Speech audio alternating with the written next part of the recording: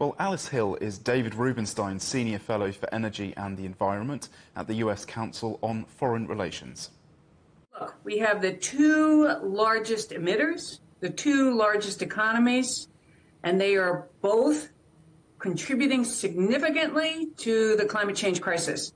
These two powers need to work together to find solutions, and time is running out. So this is a crucial meeting to make sure that both nations are on track to cut their emissions.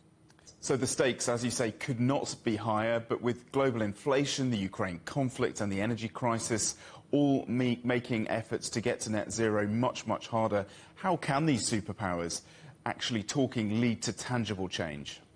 Well, that's the hard thing, isn't it? Other events intervene. Climate change is a slow-moving crisis. Of course, now it has manifested itself in China and the United States in floods and heat and drought.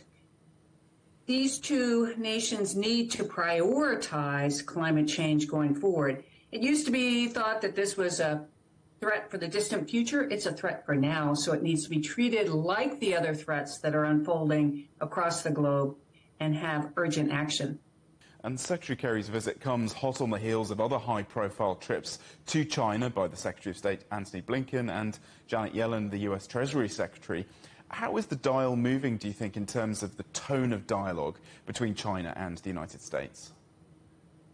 It seems to be improving. There's a recognition that these two nations, in terms of global stability, need to find a path forward where they can talk about different issues. Climate change is a carve-out in that, in my opinion, and Secretary Kerry, and now Special Envoy Kerry, has treated it like that, that this has to be an issue that is above the normal or the other issues that are capturing the attention of leaders of both countries.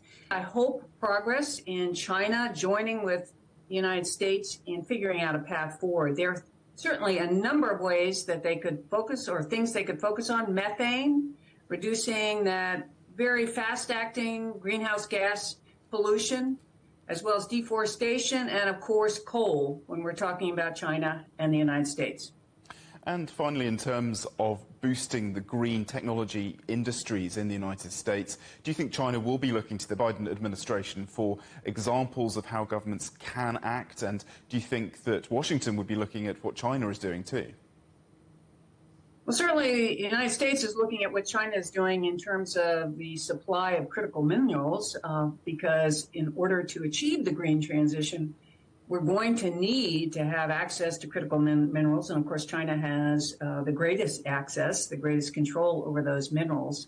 But I think that we will see other areas where there will be focus between the two countries to try to find common ground, including, I hope, providing incentives to different corporations and technologies to jumpstart the way forward on reducing harmful emissions, whether it's pulling carbon out of the air or simply converting to green energy like wind and solar, which China has definitely shown the rest of the world can be quickly done.